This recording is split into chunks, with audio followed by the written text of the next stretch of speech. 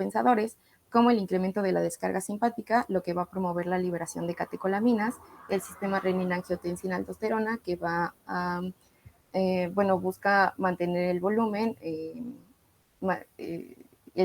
no haciendo la eliminación de sodio y agua, y la autorregulación vascular, que es igual mantener el flujo sanguíneo. Si las causas del choque no se corrigen en ese momento, se pasa a la fase progresiva, donde está caracterizada por la hipoperfusión tisular, va a haber un deterioro circulatorio e igual alteraciones metabólicas. Las alteraciones metabólicas se da porque la respiración aerobia pasa a ser glucólisis anaerobia, lo que va a producir el aumento de ácido láctico, disminuye el pH y se da la acidosis metabólica láctica, amortiguando la respuesta vasomotora. Esto va a ocasionar que se dilaten las arterias y el flujo sanguíneo disminuya o se estanque, lo que puede dar la coagulación intravascular diseminada, que igual más adelante vamos a ver. Y finalmente la fase irreversible, que es ya el estado grave, porque se da la fuga de enzimas lisosómicas. Ahora, como la definición del choque es como una hipoxia generalizada, va a haber distintos daños en los órganos, principalmente los órganos afectados es pulmón, riñón, hígado y cerebro. En el pulmón hay una lesión alveolar difusa, lo que va a dar al pulmón, bueno, se le conoce como el pulmón de shock. En ese va a haber un edema Mira, intersticial, esta al parte, igual si que... quieres, yo la explico. Ajá. Ok. En el pulmón, el cambio que se presenta se llama lesión alveolar difusa o daño alveolar difuso. Y consiste, aquí como ven en la microfotografía, los alvéolos van a presentar descamación de los neumocitos, tanto los tipo 1 como los tipo 2. Los primeros en desprenderse son los tipo 2. Y la formación de estas membranas alrededor de la pared de los alvéolos se llaman membranas hialinas, así como un exudado intraluminal que corresponde a edema pulmonar. La combinación de todos estos cambios, como son muchos, por eso se llama daño alveolar difuso o lesión alveolar difusa. Combina muchos tipos de lesión. Cuando veamos lo de neumo, vamos a hablar de otras enfermedades en las que a lo mejor va a haber edema pulmonar, o en otras en las que también se descaman los neumocitos, o en que se forman membranas hialinas. Pero la combinación de todos estos cambios, que por supuesto que afectan de manera grave la función del pulmón, todo eso se llama lesión alveolar difusa. Y es uno de los cambios más característicos de los pacientes que tienen estado de choque en cualquiera de sus variantes. El segundo cambio son el cambio que ocurre en los riñones y que se llama necrosis tubular aguda, y que como ven aquí en la microfotografía, ven que algunos tubulitos están muy bien conservados su epitelio, y en otros, si aquí le pueden dar ustedes a mayor aumento, ahí donde están las flechitas, algunas células conservan sus núcleos, en otras se pierde el núcleo, pero queda el citoplasma ahí pegado, y en otras celulitas se desprenden por completo de la pared del túbulo. Eso se llama necrosis tubular aguda. Desde el punto de vista clínico, esta necrosis tubular aguda se va a traducir en oliguria y posteriormente anuria. Es decir, cuando un paciente deja de orinar, un paciente que tiene alguna enfermedad infecciosa, cardíaca, o que está sangrando, ¿sí? O que les llega al servicio de urgencias con un sangrado masivo, y ven que el paciente no orina, o sea que tiene anuria, eso nos está traduciendo que el paciente está presentando necrosis tubular aguda, una insuficiencia de la función renal de manera aguda, y este es el cambio histológico que vamos a observar. Otra cosa que se les puede reportar en el examen de laboratorio en relación a la necrosis tubular aguda es la presencia de cilindruria, que es la presencia de cilindros microscópicos en la orina, y esos cilindros se forman por el epitelio que se desprende de los túbulos, ¿de acuerdo? Vamos a los siguientes cambios. En el hígado, alrededor de la vena centrolobulillar se va a presentar necrosis, ¿ok? Esa necrosis centrolobulillar, y es traducción de la hipoperfusión tisular que está teniendo el hígado. Por supuesto que además de la necrosis centrolobulillar, las funciones, en general toda la función del hígado se puede ver alterada, y la primera manifestación que ustedes pueden encontrar por laboratorio es la elevación de las bilirrubinas, ¿de acuerdo? Y luego en el cerebro van a encontrar infartos en las regiones limítrofes, es decir, en esas zonas en las que hay de los intercambios de la circulación. Hay otro órgano que es el corazón, nada más que ese no lo incluyeron aquí en la presentación, pero sí lo menciona en el libro. En el corazón, lo que van a encontrar que se presenta se llama necrosis en bandas, ¿sí? En los pacientes con choque hipovolémico, con choque, bueno, en cualquiera de sus variantes, en el paciente con estado de choque se presenta en el corazón lo que se llama necrosis en bandas. ¿Y por qué se llama necrosis en bandas? Porque una banda del tejido se muere y una se conserva, una se muere y una se conserva, y es en el corazón donde vamos a observar ese cambio. ¿De acuerdo? ¿Algo que quieras agregar de lo que leíste, además de lo que ya les mencioné? Bueno, que el hígado toma el aspecto de nuez moscada. Ah, sí, sí. Igual el aspecto moteado por la necrosis y la hemorragia, por eso la imagen donde se ve rojo está como salpicado.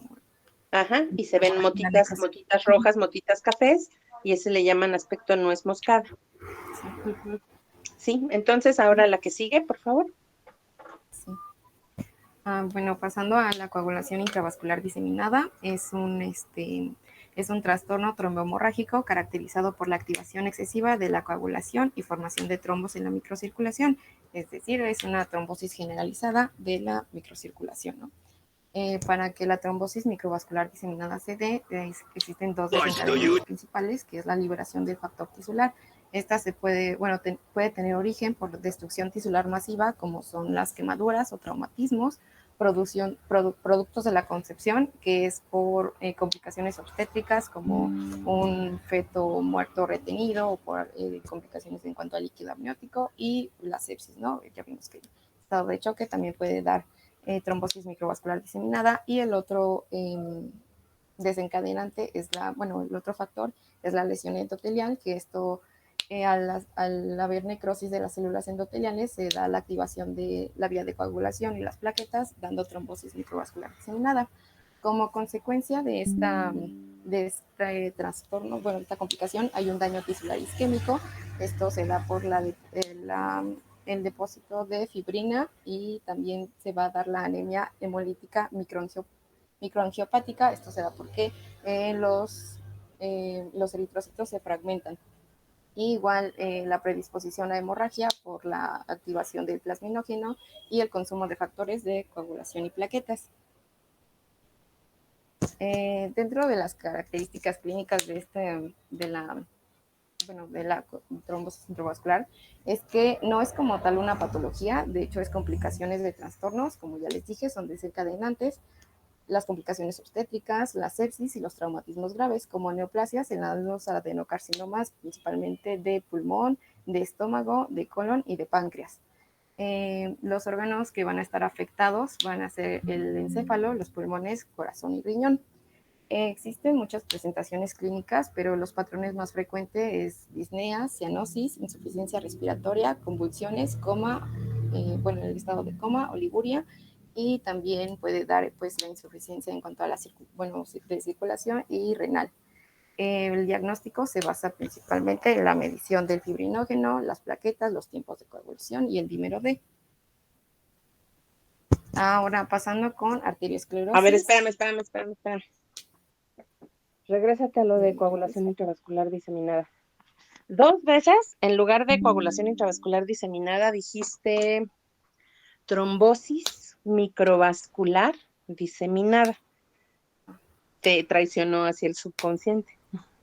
Porque realmente eso es lo que ocurre de manera inicial. Una trombosis, se activan los factores de la coagulación, y de inicio es una complicación, como ya dijiste, de muchas enfermedades. Dijiste del paciente politraumatizado, de los pacientes sépticos, de los pacientes con neoplasias. De las neoplasias, ¿cuáles son las más frecuentes que se asocian a coagulación intravascular diseminada? Era la leucemia y adenocarcinoma de pulmón, de páncreas, De de estómago páncreas y de primero que colon. el de pulmón, ¿no? El de páncreas, el adenocarcinoma de páncreas, es uno de los que fuertemente se asocia a esta complicación, a la coagulación intravascular diseminada. ¿De acuerdo, chicos? Que no se les olvide ese dato. Dentro de las neoplasias y las leucemias, por supuesto, porque las propias células cancerosas son las células de la sangre. Entonces va a haber muchísimas células activando los factores de la coagulación, pero la otra neoplasia es el carcinoma de páncreas, el adenocarcinoma de páncreas, y en tercer lugar el adenocarcinoma de pulmón. Y dentro de los pacientes que tienen este riesgo, dijiste los pacientes obstétricos, ¿verdad? Las pacientes obstétricas, ya sea las que están embarazadas durante el trabajo de parto o en el puerperio inmediato, ¿ok? En cualquiera de estas circunstancias, las pacientes tienen alto riesgo de presentar esta complicación. Y un paciente que no mencionaste, que también ustedes tienen que tenerlo muy, muy en cuenta, es el paciente quemado. ¿Por qué? Porque el paciente quemado está sufriendo un trauma a los tejidos de manera masiva. Por supuesto que mientras mayor sea el porcentaje de superficie corporal quemada, mayor es el riesgo de que su paciente presente esta complicación. Y lo que sí quiero dejar muy claro es que así como nos presentaste las fases del choque, la coagulación intravascular diseminada también va a tener como dos grandes fases. La de trombosis, donde se van a formar microtrombos por todas partes, y la otra etapa en la que se consumen todos los productos de la coagulación, ¿sí? Una etapa de consumo se llama, y el paciente va a tener el riesgo contrario. En lugar de que se esté trombosando, va a sangrar. ¿Ok? ¿De qué partes, qué órganos dijiste que son los que tienen mayor riesgo de presentar los daños por esta condición? Era el Repítelo. encéfalo, el riñón, Uh-huh. y el corazón y los pulmones. Y corazón y pulmones, ¿verdad? Órganos vitales, los cuatro. Y muy parecidos a los que se presentan en el estado de choque, ¿verdad? Ok, muy bien. Ahora sí, levantó la mano Iram. ¿Qué pasó, Iram? ¿Cuál es tu duda? Hola doctora, Hola. mencionó que los pacientes más vulnerables son pacientes obstétricas, Uh-huh. quemados y ¿cuál más? Politraumatizados, los pacientes oncológicos, los pacientes sépticos. Tal vez esos 5 son, tomando en cuenta que al decir paciente oncológico es un grupo bien grande, ¿no? Y dentro del grupo de los oncológicos, los de mayor riesgo son los pacientes de leucemias, los de carcinoma de páncreas y los de carcinoma de pulmón. Pero en ese orden, ¿no? Los de mayor riesgo, las leucemias, después de eso sigue el adenocarcinoma de páncreas Y luego y adenocarcinoma de... luego el de pulmón. Ujú. Gracias. Sí. ¿Alguna otra duda o comentario hasta aquí? No. Ok. Ahora sí continuamos con lo que nos ibas a presentar. Ajá. Ok. Seguiríamos con la arteriosclerosis. Arteriosclerosis, que ya es un tema bien totalmente diferente a estos dos que comentamos, ¿verdad? Muy diferente con lo de choque y lo de coagulación intravascular diseminada. Muy bien, continúa. Aquí, arteriosclerosis, como literal significa endurecimiento de las arterias. Este engrosamiento de la pared arterial va a tener como consecuencia la pérdida de la elasticidad. Existen 4 patrones en cuanto a la arteriosclerosis. Como tal, la arteriosclerosis va a afectar las pequeñas arterias y las arteriolas, causando lesión isquémica distal. En cuanto tiene 2 variantes, la hialina, que es por el aumento de la sustancia hialina, y la hiperplástica, que es por una proliferación de las células musculares lisas.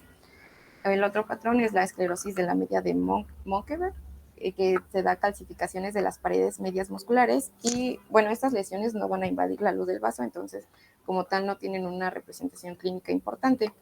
Después, la hiperplasia fibromuscular de la íntima igual va a afectar a las arterias musculares, pero van a ser de mayor calibre y va a ser provocada por la inflamación o por una lesión mecánica como la angioplastía de balón.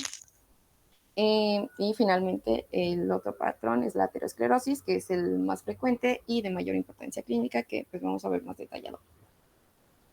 Entonces, la aterosclerosis se produce como tal en la túnica íntima y es una acumulación progresiva de las células inflamatorias, inmunitarias y del músculo liso, lípido y tejido conjuntivo. Esta se va a presentar en las arterias elásticas y musculares de grande o mediano calibre. Más adelante les voy a decir cuáles son las arterias más afectadas. Entonces, tenemos que tener presente que realmente el centro necrótico se va a dar por residuos celulares y principalmente el colesterol o esteres del colesterol, y la cubierta fibrosa va a ser por el colágeno que va a secretar la matriz extracelular. Para que se dé la aterosclerosis se necesitan, bueno, hay factores de riesgo no modificables y modificables. Dentro de los no modificables están las anomalías genéticas como la hipercolesterolemia familiar, igual los antecedentes familiares, el aumento de la edad, que es a partir de los 40 y 60 años, y el sexo masculino. Realmente se dice que las mujeres premenopáusicas tienen cierta protección, pero ya después, bueno, postmenopáusicas, incluso se eleva la incidencia en mujeres que en hombres. Y en los modificables, la hiperlipidemia, principalmente la hipercolesterolemia, porque como les dije, el centro va a ser por el colesterol, la hipertensión, el tabaquismo, la diabetes y un estado de inflamación. Como factores de riesgo adicionales, pues también va a estar la hiperhomocisteinemia, un síndrome metabólico, y factores que van a afectar la hemostasia. Sí. No es cierto. Bueno, en cuanto a la patogenia, bueno, mejor se los explico con la imagen. En la primera imagen donde tiene el 1 es una arteria normal, no tiene ninguna lesión, pero tiene, bueno, se enlistan los factores como la hiperlipidemia, la hipertensión, el consumo de tabaco, hiperhomocisteinemia, factores hemodinámicos, toxinas, el virus. Los virus como tal vi que podrían ser el citomegalovirus y el virus del herpes y reacciones inmunitarias. Entonces esto va a causar una lesión de las células endoteliales crónicas, lo que va a provocar pues la adhesión de monocitos al endotelio y después la migración a la túnica íntima, al igual que se van a acumular las plaquetas. En este momento también hay un aumento de las lipoproteínas, en específico las LDL, que es como el colesterol malo. Entonces, bueno,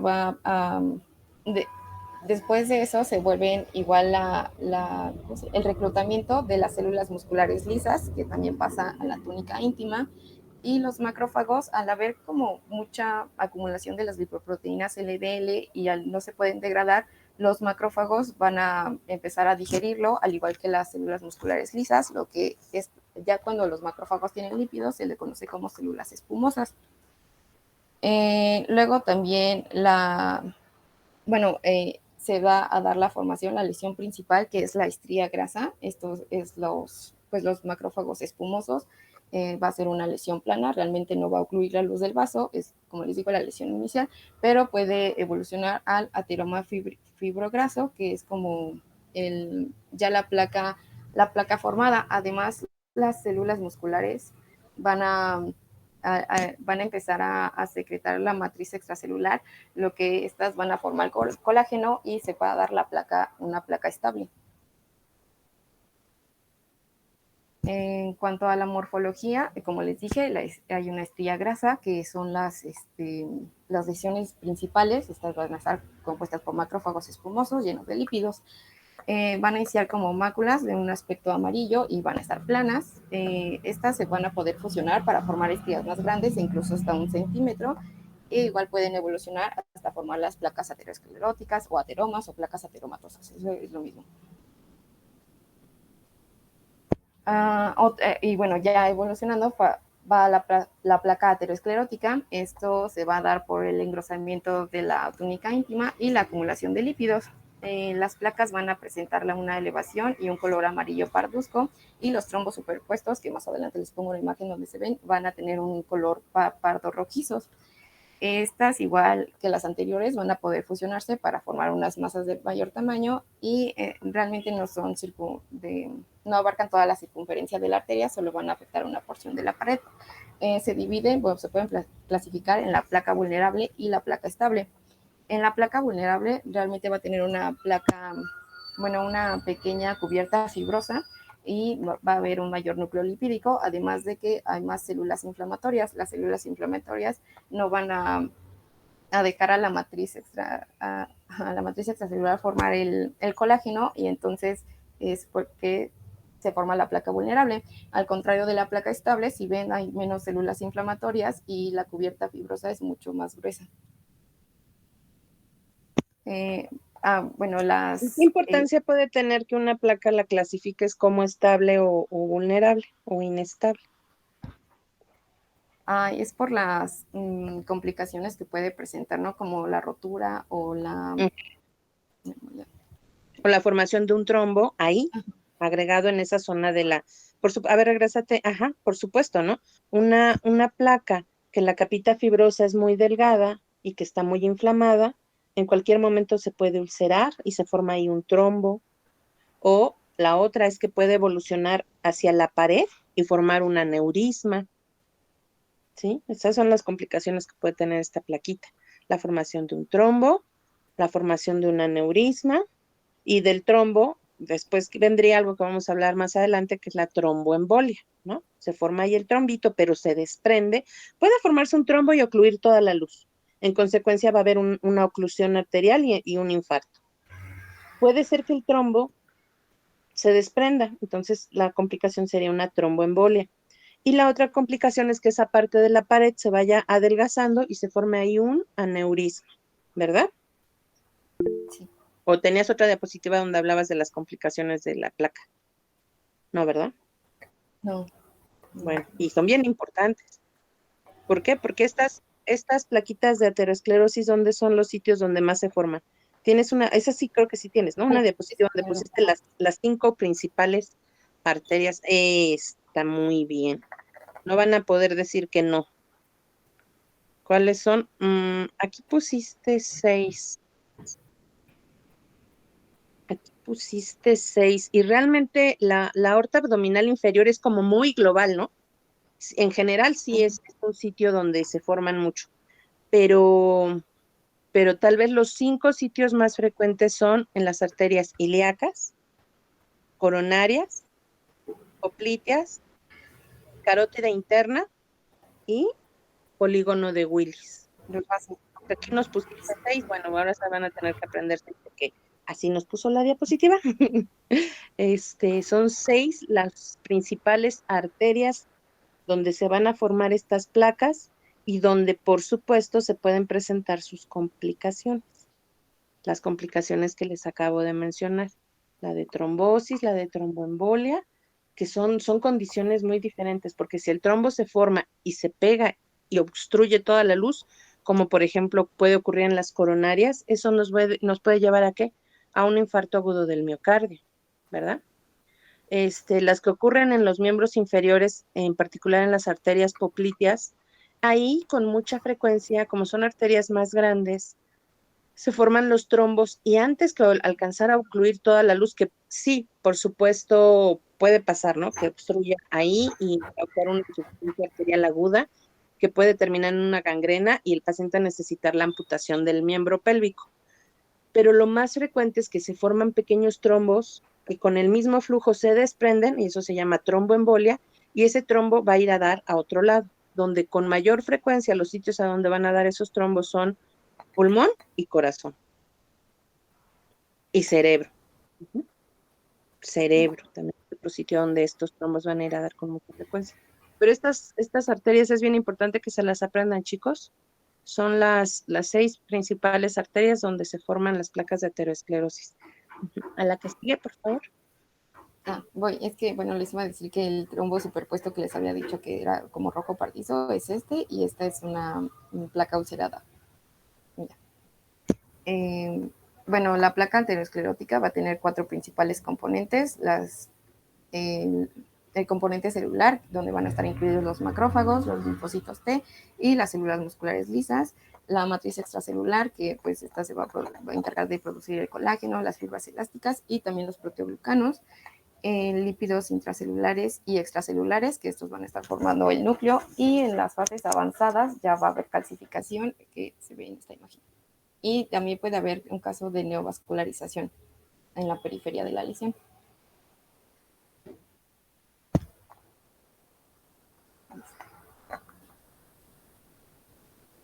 Doctora. Sí. Perdón que interrumpa, es que mencionó que Las complicaciones de las placas eran formación de trombo, ulceración y aneurisma, ¿correcto? Y tromboembolia. Y tromboembolia. Pero ¿de qué? Es que ahorita que les estaba presentando su compañera lo de las fases o las características que puede tener una plaquita, ven que les dijo que se puede ulcerar. Cuando se ulcera, queda expuesta la matriz. Regrésate, por favor, para que vean la composición de la placa, para entender. Ajá, miren, cuando está en la superficie tejido fibroso, no hay tanto riesgo. El problema es cuando eso que dice matriz extracelular con colágeno, fibras elásticas, proteoglucanos, los lípidos, las células inflamatorias, eso queda expuesto al torrente sanguíneo. Número uno, hay lesión endotelial que activa los factores de la coagulación y se forma un trombo en esa zona. ¿Sí queda claro? Y por otra parte, es la misma placa, a veces, por ejemplo, cuando está calcificada, causa irregularidad en el flujo, o sea, crea turbulencias en el flujo. Esas turbulencias también favorecen la formación de trombos.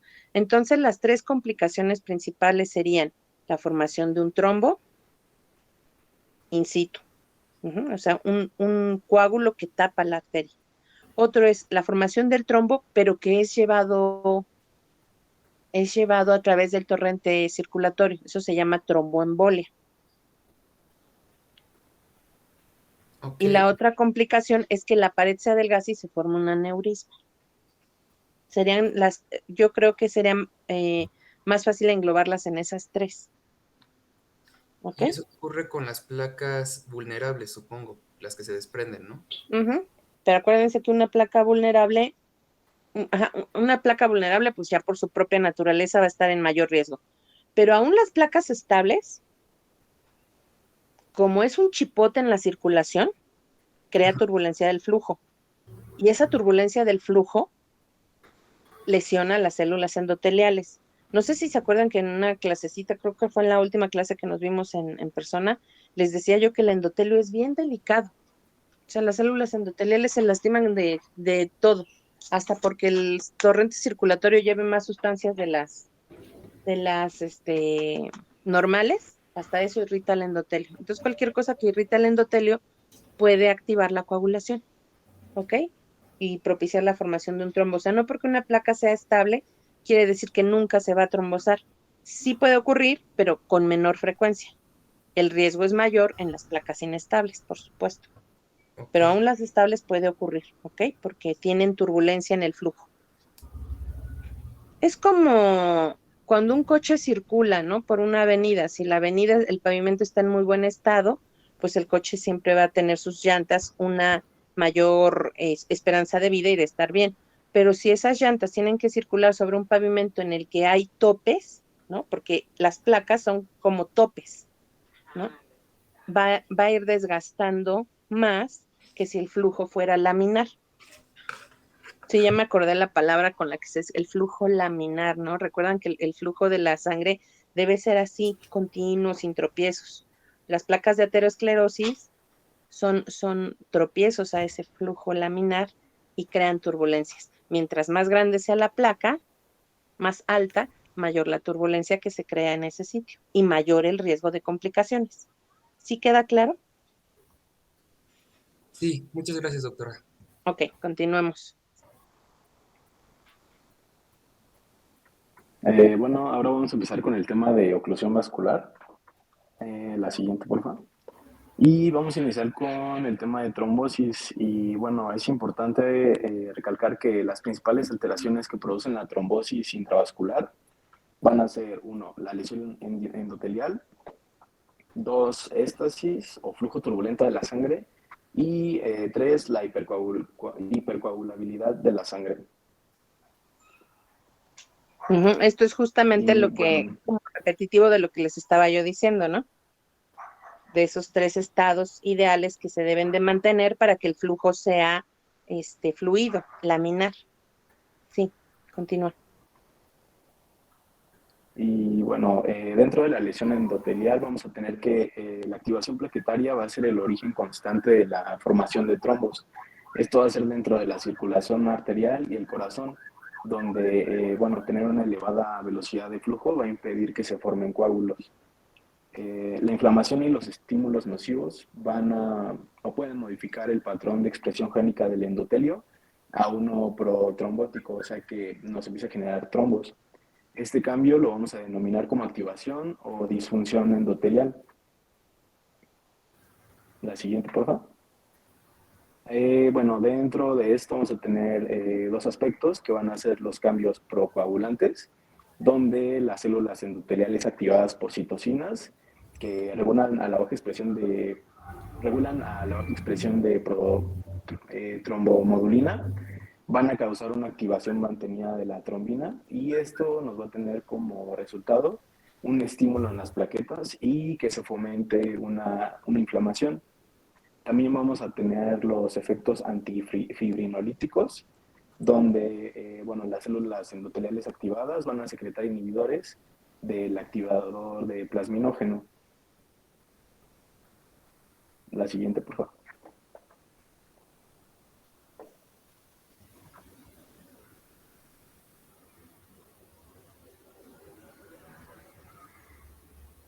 Y bueno, aquí vamos a tener que la activación de las células endoteliales y las alteraciones del flujo van a tener tres factores importantes, que va a ser la activación de las células endoteliales y el aumento de la actividad procoagulante. Esto también nos va a producir un contacto entre plaquetas y los leucocitos en el endotelio cuando tenemos un flujo lento. Y bueno, también la éstasis va a hacer mucho más lenta la eliminación de los factores de coagulación activados y nos va a dificultar también la llegada a través del flujo de los inhibidores de los factores de procoagulación. La siguiente, por favor. También, bueno, hablando de los estados de hipercoagulabilidad, vamos a tener que estos aluden a una tendencia normal de la sangre a coagularse y estos se van a producir ocasionalmente por la alteración en los factores de coagulación. Y bueno, aquí tenemos una tablita en la que se ven los estados de hipercoagulabilidad. Vamos a tener los primarios, que van a ser de origen genético, y los secundarios, que van a ser adquiridos. Entre los más frecuentes de los primarios, estos van a afectar a más del 1% de la población y van a ser una mutación del factor 5, mutaciones de protrombina y el aumento de las concentraciones de los factores 8, 9 y 11 o también de fibrinógeno. Entre los más comunes de los adquiridos van a ser el reposo en cama o inmovilizaciones prolongadas, el infarto de miocardio, las fibrilaciones auriculares, la lesión tisular, cáncer, prótesis valvulares cardíacas, la coagulación intravascular diseminada, la trombocitopenia inducida por heparina y el síndrome por anticuerpos antifosfolipídicos. La siguiente, por favor. No, espérame, regrésate, por fin. Ok. Esta tabla es muy importante, ¿de acuerdo? No me interesa que se aprendan los primarios. ¿Por qué? Porque los primarios son muy poco frecuentes.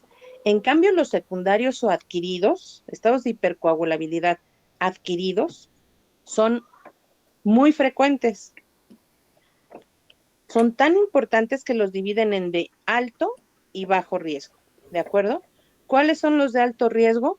Miren, qué importante, el reposo prolongado, el infarto agudo del miocardio, fibrilación auricular, la lesión tisular grave, otra vez aquí aparecen los pacientes con cirugías, con fracturas, con traumatismos múltiples, el paciente quemado.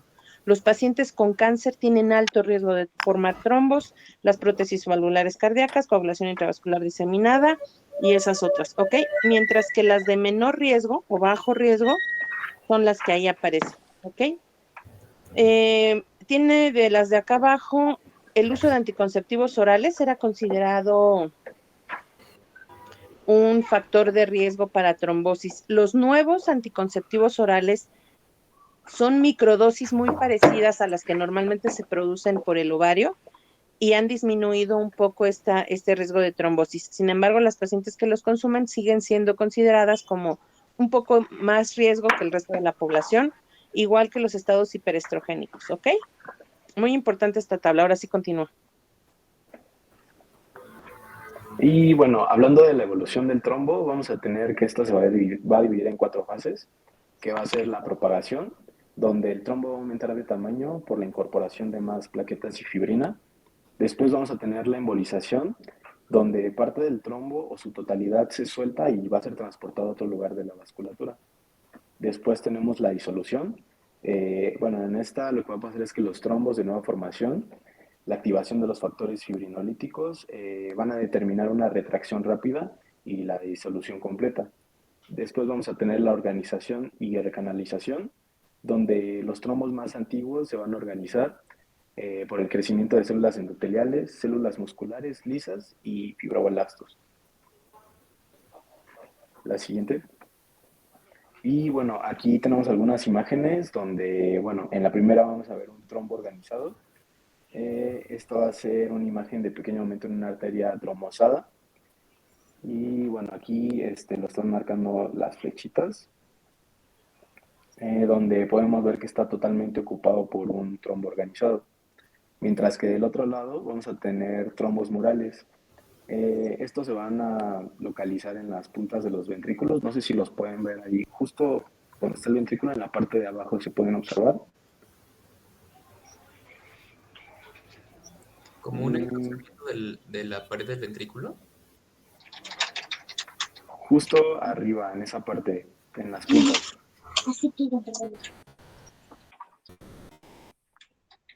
Ok, la siguiente, por favor.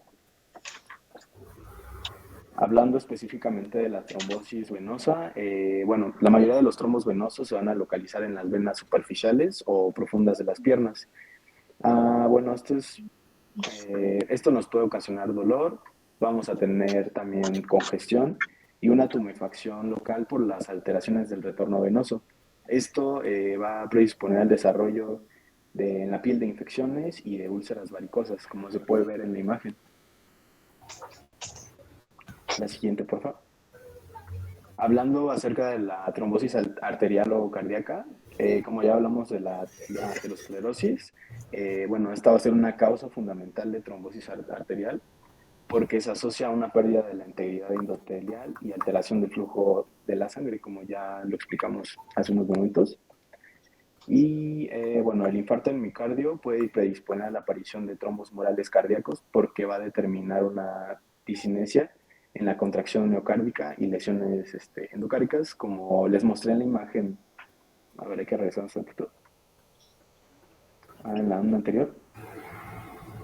Como en la imagen de la derecha que podemos ver los trombos murales. Ahora sí, las siguientes.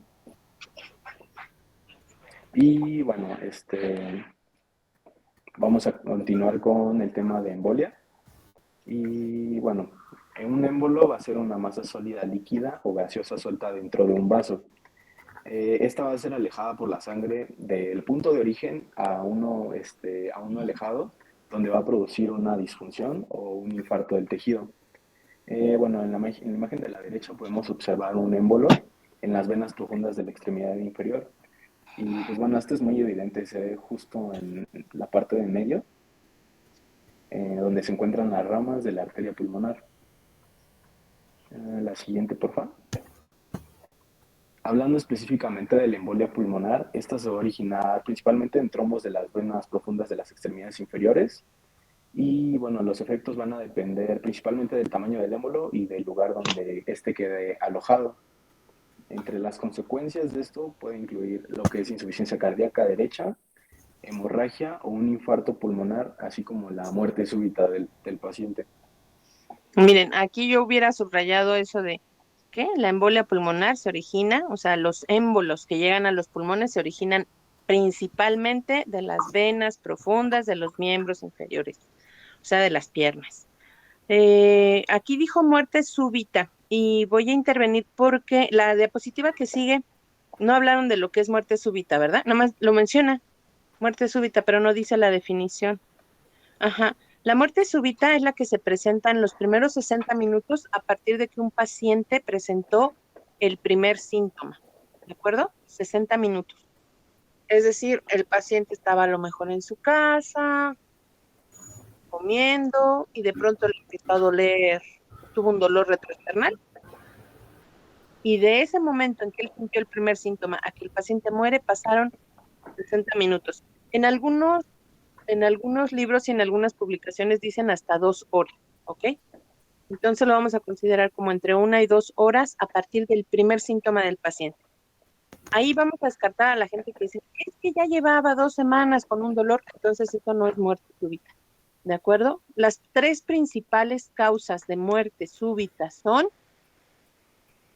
eso se los voy a decir porque no viene en el libro. Entonces, por favor, pongan atención a las 3 principales causas de muerte súbita, que son infarto agudo del miocardio,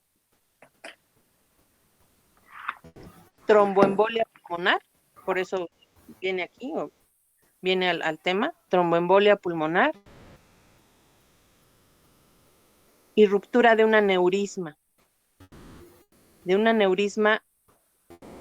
de los grandes, ¿no? Porque hay microaneurismas y hay aneurismas grandes. Un aneurisma de la aorta, un aneurisma cerebral.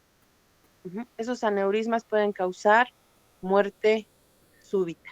¿De acuerdo, chicos? Esas son las 3 principales causas de muerte súbita. No viene en el libro, pero yo quería que lo supieran. Ahora sí continúo. Ok, continuando con el tema, la siguiente, por favor. Bueno, las embolias sistémicas, estas van a proceder principalmente de trombos murales o valvulares cardíacos, aneurismas de la aorta o placas de aterosclerosis, así como la aparición de un infarto tisular va a depender del lugar de la embolización y de la existencia o no de una circulación colateral. Bueno, en la imagen de abajo tenemos una endocarditis con embolias sépticas múltiples pulmonares y sistémicas. Vamos a tener la vista ecocardiográfica del corazón, la vista macroscópica del corazón y también vamos a tener en el lado derecho la vista macroscópica del hígado. La siguiente, por favor.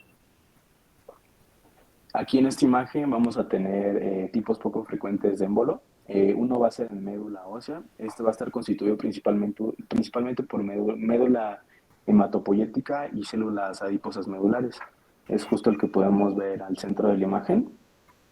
Y el de la derecha va a ser un hemolíquido amniótico. Estas van a estar, como se pueden dar cuenta, las arteriolas pulmonares van a estar llenas de remolinos, como se puede ver en la imagen. Son como unos pequeños, bueno, más que remolinos, como tipo estrías, algo así. La siguiente. Bueno, la embolia grasa, hablando específicamente de esta, va a deberse a traumatismos con aplastamiento óseo. Los síntomas van a incluir insuficiencia cardíaca, insuficiencia pulmonar y lesiones neurológicas. La embolia de líquido amniótico va a suceder tras el parto y puede ser origen a un trastorno pulmonar o cerebral, que puede ser mortal.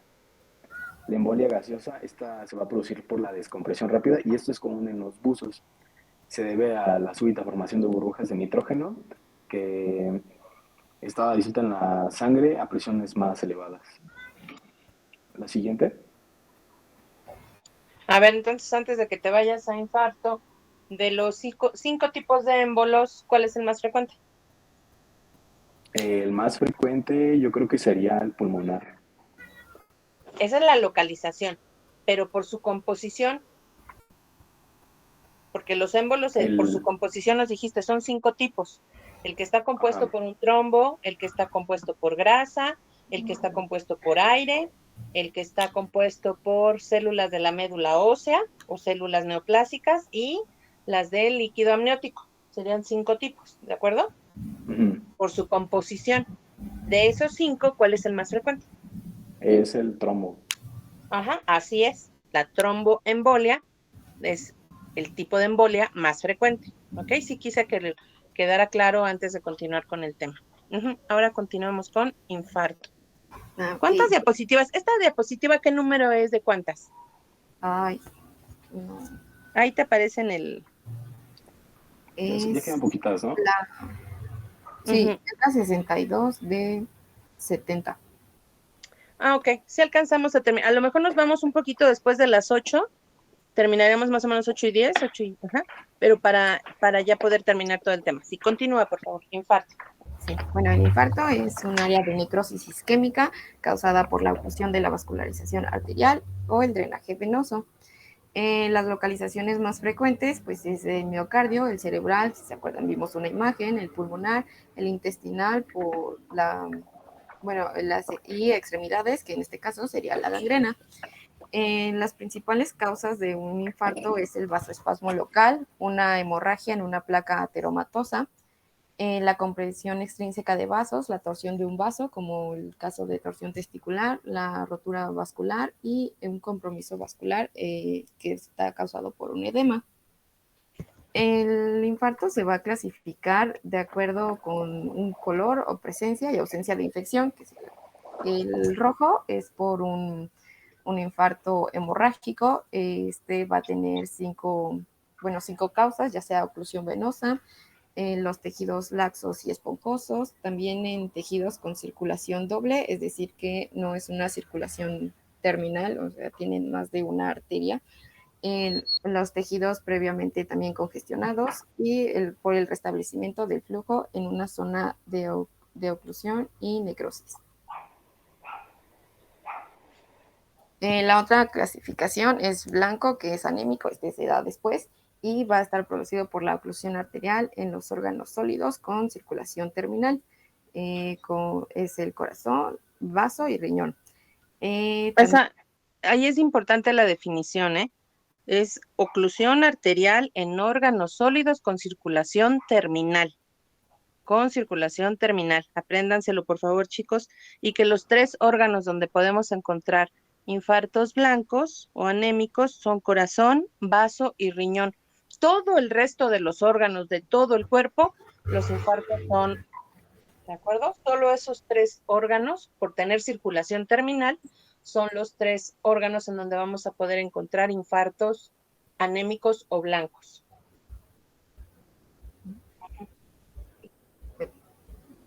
y también está el infarto séptico, este se va a dar por la colonización de microbios en tejidos necróticos y la embolia de vegetaciones infectadas. En este caso, el infarto pues se va a convertir en lo que conocemos como un absceso. En la morfología, el infarto va a adoptar una forma de cuña y el vaso ocluido va a corresponder al vértice y la periferia al órgano base. También, bueno, si la base es una superficie cerosa, va a existir la presencia de un exudado fibrinoso. El principio, los bordes pueden estar mal definidos, como lo vimos en el hemorrágico, y ya después se van a definir con un cerco estrecho de congestión, como lo vimos en el blanco. En cuanto a la característica histológica, es que es una necrosis coagulativa isquémica que para poder observarse, pues se van a necesitar de 4 a 12 horas, si no se va a observar el infarto.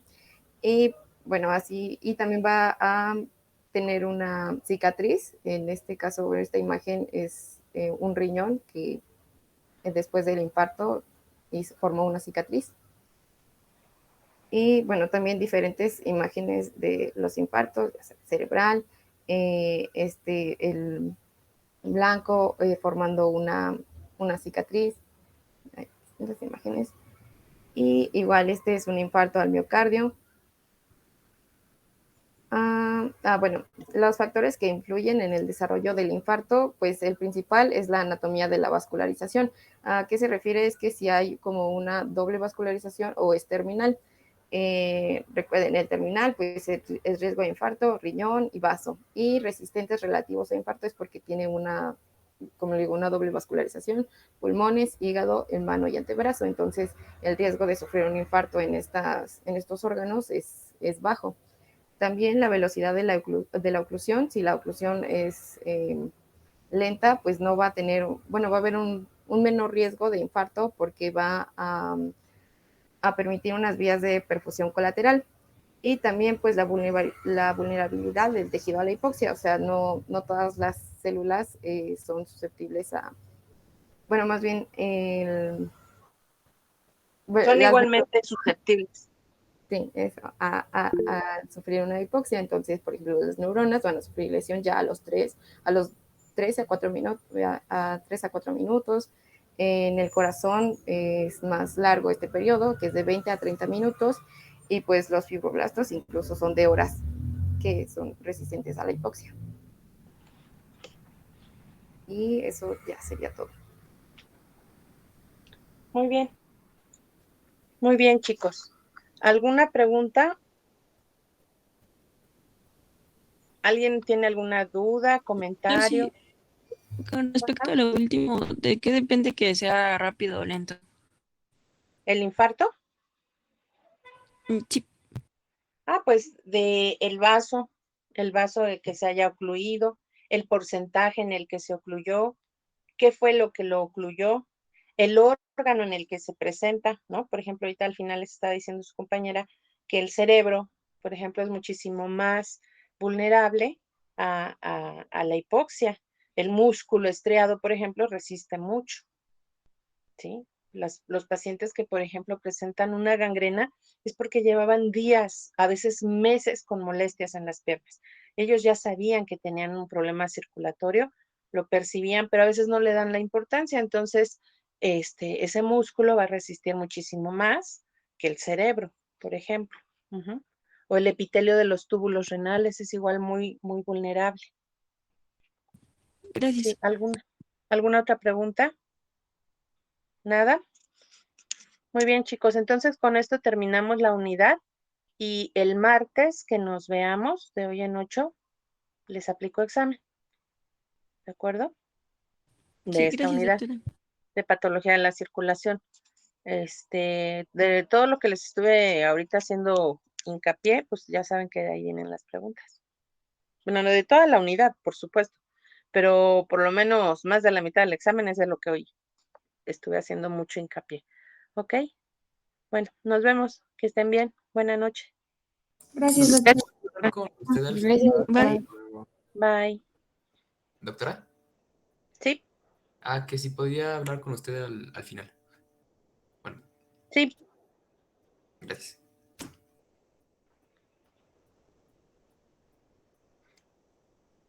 Estoy cerrando la cámara.